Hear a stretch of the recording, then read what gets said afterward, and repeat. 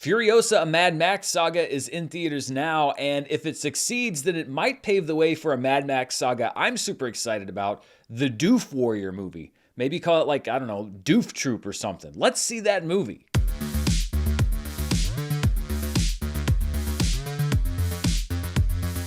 This video is brought to you by The Perfect Gene. Go to theperfectgene.nyc/Dan15 for a special offer, and stay tuned after the video for more info.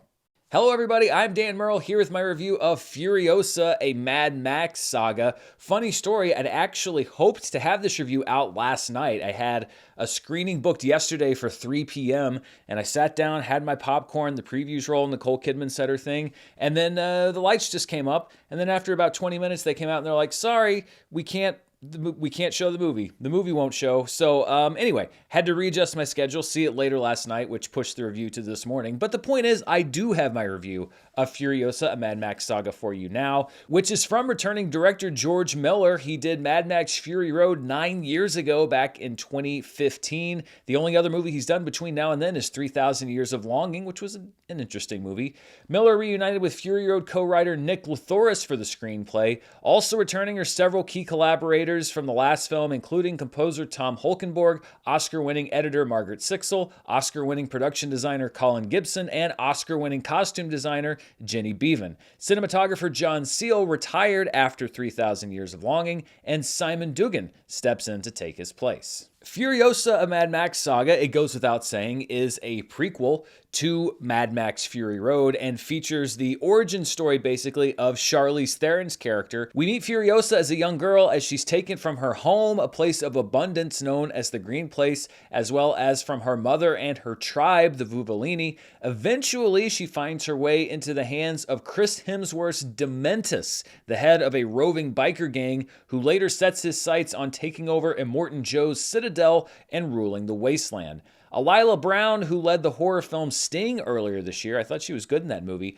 gets a good chunk of the movie playing Furiosa as a young girl. Anya Taylor-Joy plays the older Furiosa, doing an impressive job replicating Charlize Theron's voice and presence from Mad Max Fury Road. I don't envy anybody who has to step into Charlize Theron's shoes playing the character of Furiosa. She was such a powerful presence in that first film. And I think that there are a lot of doubters out there, a lot of people that didn't think that she would be able to have that same sort of presence that Charlize Theron brought. But I think that she did. I think that Anya Taylor-Joy actually did a great job of making me believe that she wasn't just a younger actress playing this character, but that she actually was the younger version of Furiosa. And I think that she's an incredibly talented actor, and I think that the people that were doubting her maybe didn't give her enough credit for her talent and her skills. Still though, Anya Taylor-Joy, and really to a much bigger extent, the movie Furiosa, have some very big shoes to fill. I mean, let's acknowledge it. Mad Max Fury Road is one of the best movies, I think,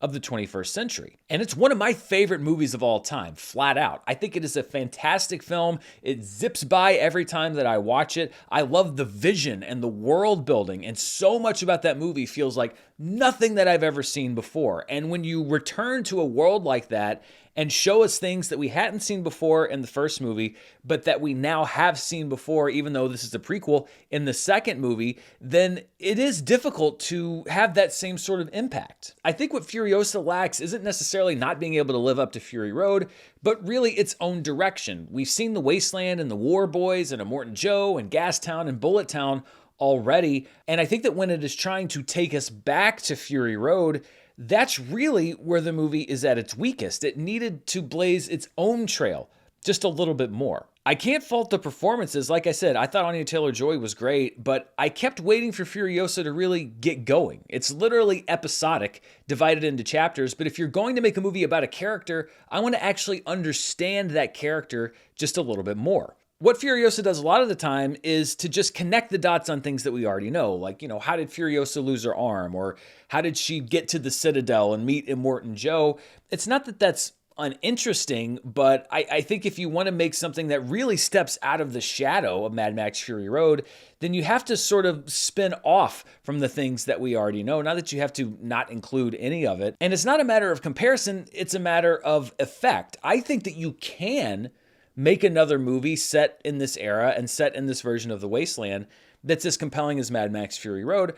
I just don't necessarily think that it's this movie. It's not that the movie is lesser as far as scale and ambition. Furiosa still looks spectacular with some very inventive action sequences and a great score from Tom Holkenborg. I do think that the visuals were a bit of a downgrade. There are several instances of very obvious CGI, which I'm not saying that there wasn't CGI in the original film, but there were very few shots where I looked at it and go like, oh, well, that's visual effects. And not just that it's visual effects, but that you can see that these are digital doubles or that this was an entirely digital creation. I didn't get a whole lot of that from the first movie. There are actually some clips from Mad Max Fury Road that are intercut with the end credits of Furiosa, and in my mind, and I would love to do a side-by-side when I would actually have the footage, I think those clips were actually washed out and degraded a little bit to make the movie look a little older than it actually is, maybe to sort of position Furiosa as looking a little more fresh than it actually was. On a performance level, aside from Anya Taylor-Joy, Chris Hemsworth gets the most to do as Dementus, the leader of that biker gang, and he's obviously having a great time. He's hiding his leading man looks behind a big prosthetic nose and a big bushy beard, as they'd say in Hot Fuzz. It must be liberating for him to play a character like this, and it's one of my favorite performances that I've ever seen him do. I think that a lot of people forget, especially if you've only seen him as Thor, that he's actually a really good actor. Not that he's bad as Thor, but he has a lot more range than I think that he gets credit for. And I actually do wish that more of the movie was just him and Furiosa. I think it would have given the third act a lot more impact. Dementus actually has a really interesting character arc in this movie, but a big chunk of it happens off screen.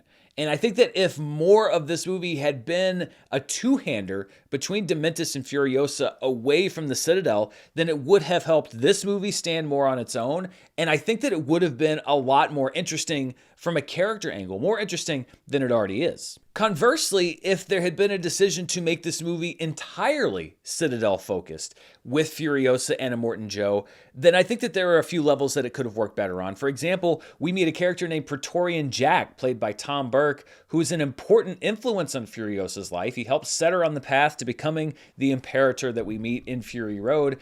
And had that movie focused a little bit more on that relationship, I think it could have held some more power. There's also a weeks-long conflict that happens at one point in the film that I think had a huge amount of room for expansion, and you could have done some big action sequences inside of that. But again, you have that sort of split focus. Mad Max Fury Road gets a lot of criticism from people, not me, for being too simple. The fact that it's like, well, they just go one way and they turn around and they come back. But I think that that really keen focus on Mad Max and Furiosa and their story is what gives that movie some of that propulsion that this movie in many ways lacks. At nearly 2.5 hours, Furiosa is about 30 minutes longer than Fury Road, and it does feel its length. Fury Road had that propulsive tempo. You were shot out of a cannon in the first minute of that movie, and you just went screaming through the air until the end credits rolled. Furiosa doesn't have that same tempo because there are some tonal differences, but at the same time, I think that it does feel slow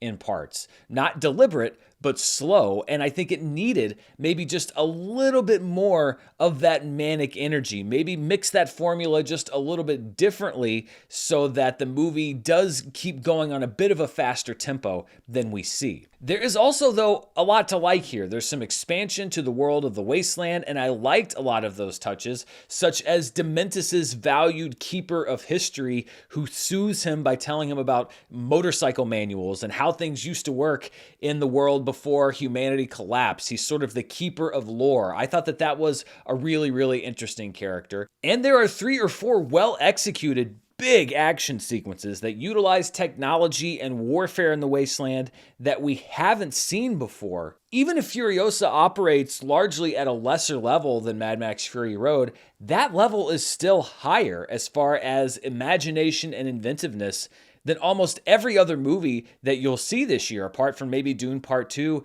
and some other ones. And it is really tempting for me to just give the whole movie a pass based purely on its imagination and ambition, but I just can't quite get there. And I think it's easy to listen to this review and come away with the idea that I didn't like Furiosa, which is not the case. I think that it's a pretty good movie that is living in the shadow of a masterpiece. And as a fan of Mad Max Fury Road, I think it's possible for me to be disappointed in this movie, but also still like it on its own terms. As with every other movie I see, I did judge Furiosa on its own terms and let go of expectations that it would be good as Fury Road, which is practically impossible. But the truth is that it's not. And even isolated from its parent film, I think that the same flaws that I've talked about still exist. I love George Miller and his vision as a director. I love the world that he's built. I love the characters in this movie. I love a lot of the performances in this movie. I just didn't love the movie itself. I debated because honestly, it's on the borderline of it's fine and it's good, but because I do think it's a visually and technically impressive film that hits some pretty high highs, I'm gonna inch Furiosa into its good territory. Still, I think in a summer where Hollywood is desperately looking for a movie that's gonna capture people's imaginations and make them say, I've gotta go see this movie. I have to see this movie in theaters. Furiosa just isn't that film. I think it had the potential to be, but it's just not quite there. And I worry that this is going to be yet another disappointment in a summer that has been full of disappointments, both financially and frankly, on a critical level. But if you are looking for something with true imagination, if you're looking for something that does have a lot of fun and some good performances and some things that you probably haven't seen in a movie before, then I think that Furiosa might be the movie you've been waiting for. And the frustrating thing is that there are a lot of great things, and particularly the way the movie wraps up, that I think are really, really good. And I think that if they had fed from a source that was just a little bit more focused and a little bit more locked in on telling the story of Furiosa and not necessarily revisiting things from Fury Road, then we could be having a completely different discussion right now. So those are my thoughts on Furiosa, a Mad Max saga. What do you think? Will you be heading out to see it at the theaters this weekend? Let me know down in the comments below. And as always, thank you so much for watching me here on the channel. Before we go, I want to thank the sponsor for this video, The Perfect Jean. We all like to be comfortable, especially during the summer, but let's be honest, it's a small step from wearing sweatpants around the house to rocking your pajamas in public. But now you don't have to choose between comfort and style with the Perfect Jean. These aren't just another pair of your stiff cardboard jeans. They're great looking, perfect fitting jeans that are stretchy as a kangaroo's pouch and hug your assets in all the right places. With 6 fits from skinny to thick, waist sizes from 26 to 50, and lengths from 26 to 38, they've got the perfect size for you. I'm not known as the most stylish guy to begin with, and I've always had trouble finding jeans that fit. They're either too short or too tight in places you don't want your jeans to be too tight unless you're like a 70s rock star. But the Perfect Jean is a great name because they fit me perfectly. They're comfortable and stretchy, and they have huge pockets that don't look bulky. It's finally time to stop crushing the baby makers in uncomfortable jeans by going to theperfectjean.nyc. Fans of the show get 15% off your first order plus free shipping, free returns, and free exchanges when you use code DAN15 at checkout. That's 15% off for new customers at theperfectjean.nyc with promo code DAN15. After you purchase, they're gonna ask where you heard about them, so please support the show and tell them that Dan sent you. F your khakis and get the Perfect Jean. Thanks to The Perfect Jean for sponsoring this review, and thank you for watching. Be sure to stay tuned right here for more movie news, reviews, box office, and more. Until then, stay safe, and I'll see you next time. Bye.